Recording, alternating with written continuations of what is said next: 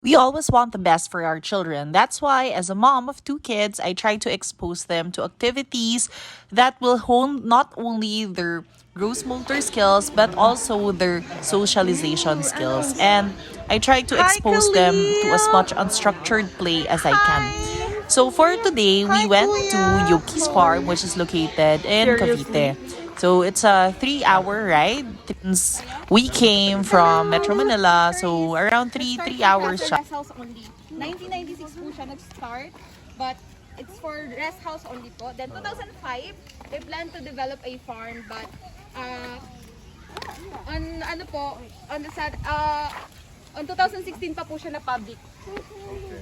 But for educational field trip for schools, ganun po. We actually got the day tour package, which was around 300 pesos only per head. And then we also got the feeding add-on, which wherein the kid would actually get to feed the animals in person. But since the kids are actually less than 5 years old, it has to be accompanied by one adult. So you just have to pay for the adult because the kids are actually free of charge. Papasukin lahat, you can upgrade your package naman anytime. Hindi, pwede ba si ate na lang? Opo, pasok po kayo lahat. Dito lang po. Ah, sige. Oh, rabbits! Hey, Robbie! Yes, this one is our rabbit barn. So, mag-feed po si baby. Look at that! Amazing! Yan po.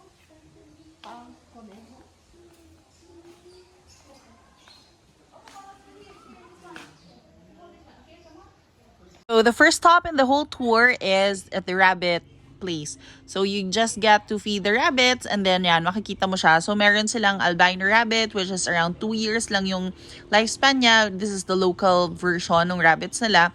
And then meron din silang imported rabbits which is yan, medyo malalaki sila. And umaabot up to 12 years yung lifespan ng rabbits nila. So yung kinakain nila is usually green leafy vegetables or mga plants lang na ganyan.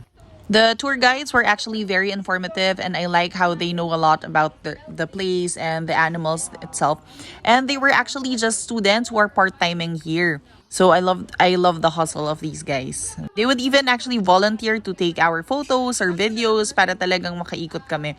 And they would also assist us kanina. So they assisted us kids. So yan, para hindi masyadong matakot yung kids, especially in approaching these animals. So how do you know the gender of the rabbit? Kailangan mo lang silang baliktarin. And how do you know if manganganak na si mommy rabbit? Usually naglalagas na daw yung hair ng mommy rabbit. So this encounter was actually the first time Kaden ever saw a rabbit up close and personal na ganyan. So their next stop is actually their fishery section. So here you could see lots of koi fish na ang lalaki nila. So the largest is this one. It's called Lucy. She's been with them for a couple of years now. And then meron din silang mga stingrays here in this area, which pinuputol nila yung tails because pwedeng mag-cause yan ng puncture wound sa skin or actually venomous din yun kasi they parang defense mechanism yan ng stingray to ward off yung predators niya like yung sharks or other animals that would actually pose a threat to its existence. But usually very shy yung species ng stingray. They would rather fly away from any threats poses Sila sa ibang bansa din. Wow. Doon na po sila pinalaki. So we have the So call yung duck. next stop nila Kaya po is siya yung tinawag na naman. call duck because siya po yung pinakamaingay na duck. Sige, paano siya maingay? Pag nag-iiwan. Sabi mo.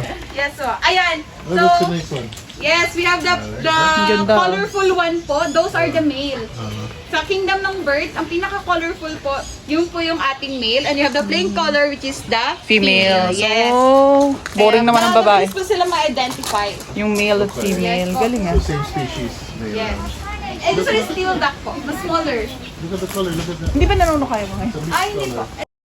Yan, tapos meron din silang owl, but usually nocturnal yung owl, but kanina gising siya, so yan. So one of the highlights of this trip in the aviary was actually seeing the peacock and the peahen. So during courtship, usually the peacock raises its feathers like this to attract the female. And the peacock is actually the guy species and the peahen is the female species.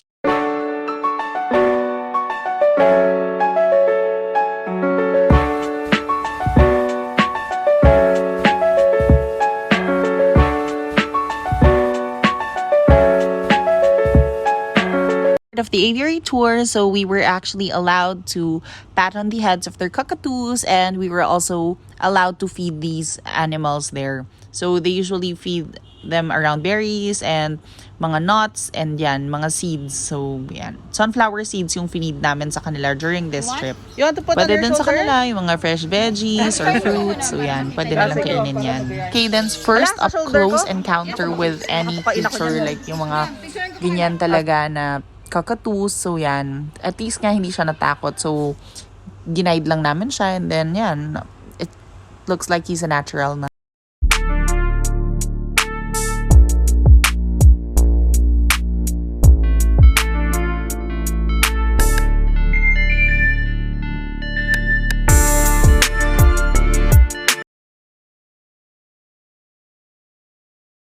Normal duck din po. Pero maano ba sila mag-reproduce? Yes, mabilis din po sila. Oh, isang mate nila, ilan ang pag nabuntis si mommy, ilan ang ano? Ay, isa lang. Pero after ilang months, pwede na ulit. Yes po. Then also ma'am, ang mga duck po, para may ano po kayo. One po is our crown crane. And Ayun yung kanina. yes, not friendly. Wow. Grabe, nakakatuwa. Ang galing oh. Uy, grabe oh. Nakakatuwa. Ayan. Siya po yung sa Kuho Panda. And Oh my medyo God. Hindi siya friendly ma'am, pero napapaamon naman nila kuya. Hindi siya friendly pero ganyan. Parang totoo ka, ina niya si kuya. Okay. Animals like that. It's Ano yan? Paano ba yan? Nanunuka ba yan? Yung ganyan? makulit lang po, papansin ganun. Oh my gosh. Katawa. Ayan. Ala, sino yan? Ang ingay. Peacock? We have also Batagor turtle po. And bawal po sila i-touch dahil possible na makagat tayo. And their food po is algae and Chinese kangkong din po. And we have golden pheasant po. Yung kalukalek niya is ibang Adarna. Oh wow. Yes Ganda. He is a male po. Kaden, you want to have a photo? Baby, go take a photo. Hey, baboon! Choosy. Kasi yung kwento dito is nakita lang daw nila yung baboon dun sa outdoor area nila.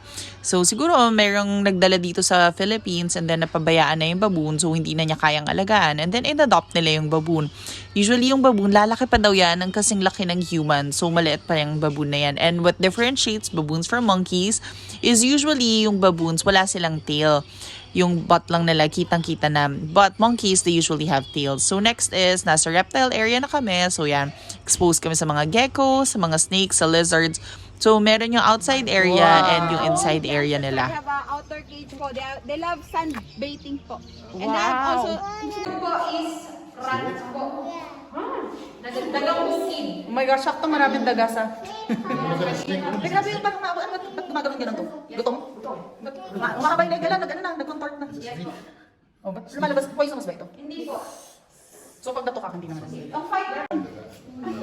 Wow. Python. Ayan. Kaden, snake, it's a snake baby. You can touch. Litter. Ayun, wala pa pong yung mother. Wala pa yung litter. Yung mother. Oh. Yung husky namin. Then baka So this next part of the tour is actually where their big dogs are located. So the tour guide said that they have a lot of dogs, but usually ito lang yung area na nilabas lang nila yung mga big dogs nila. So they have huskies there and Japanese Akita. Ideal environment for them is usually malamig na climate or yung weather. So usually if nasa house to, dapat centralized yung aircon mo sa house or malaki yung space for them to roam around. So currently 3 yung huskies nila dyan sa area na yan. The father husky and the 2 baby na huskies. Yung mother sadly nag-die siya because when she gave birth to these 2 huskies, yan. So hindi na kinaya, nag-bleed siya. So anyways, they also have an orchidarium. So they also have an area where all their plants are located. Ayan, ang ganda. Which are all also for sale. si Ate Belle daw ang gusto. Ate Belle? Oh, it's going na. Huwag tayo sa likod. Lola. Kumakain si kuya. Post ko to sa vlog ko. Ayun, YouTube channel na. Yeah. Ay, pero hindi pa siya super. So another one of the highlights of this trip is we were actually able to pet their zebras and their ostriches and their horses. So reminders lang, if you're gonna pat the zebra or the horses, do not stay at their back because they might kick you with their hind legs. And then for the ostrich naman, do not stay in front of them kasi baka mamaya pwede ka nilang habulin and pwede ka nilang tukain. Buti okay lang sa kanila mainit. Medyo po. Sanay na rin po. Yun ang Ano na yan? Come on. chicken. Yan ba yung mga color brown na yan? That's on this Rhode Island chicken. Ayan. Rhode Island, New York. What's Yeah. the chicken doing? What's And the ito chicken po, this is our turkey chicken. Look the chicken. Go doing. Wow, grabe ang laki ng chicken. Chicken. Zebra, hello. Ay, Go behind. don't go behind. Over here. Black sheep. Oh, kuya. Most dangerous bird po dito Bakit? sa amin. Because he can kill people po using his claws po. Kill people. Yes Oh my po. God. In other country po, nabili po sila sa Africa, yung egg nila is blue-green. Oh, wow. Yes po, it's ganda. nice po talaga. It's like, ostrich Grabe. pajamas po din. Yung big po, those are the male, and yung small po, yung ating female po. Yung medium po is 60% of coconut husk and 40% of river sand po. Then, after 45 to 50 days, you can eat the lettuce po. And bawal po siya mga 7 days kasi papait po siya. And we have 3 kinds of lettuce po. So, this one po is our green ice lettuce or iceberg po. And we have also the romaine. And yung lalarosa po is color violet po na nandun. Ayan. And coconut husk and river sand lang po siya.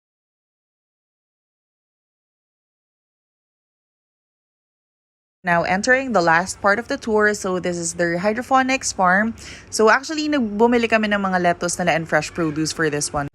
The pricing was very fair and affordable as well.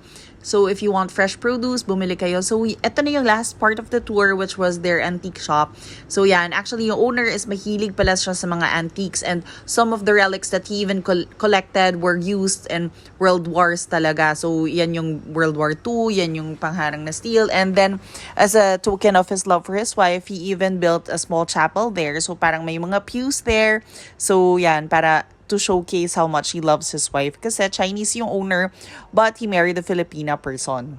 Sadly, the owner passed away a few years back, but the tradition lives on. Meron din silang hotel here, parang Airbnb-ish, small area. And then they also have a restaurant inside this place where you could eat. And then there's also a snack bar where you could play. This is actually beside lang the playground where you could let your kids play and roam around while, you take some rest and take some drinks. Hopefully next time when we get back, we would be able to try out their, the place, the restaurant inside this farm and also yung hotel nila there. Nag-close lang siya due to the pandemic, but yeah. Hope it's gonna be renovated soon, so we are hoping na mas maganda yung look niya once na-renovate na siya. Just showing here some of the outtakes from our trip earlier. So yan, here are some of my candid random shots of the farm, and if you want an activity which will surely delight your kids and wherein you can really bond with your kids, so this is the place to go. Medyo nakakapagod lang yung trek since the whole land area of this place is 10 hectares siya, but currently yung in use pa lang nila is 4 hectares, and they really plan to expand the place further and import a lot of other animals then. So come visit the place so they could actually, add more animals there to the place and more attractions for the kids. So it's really nice. Thank you for watching.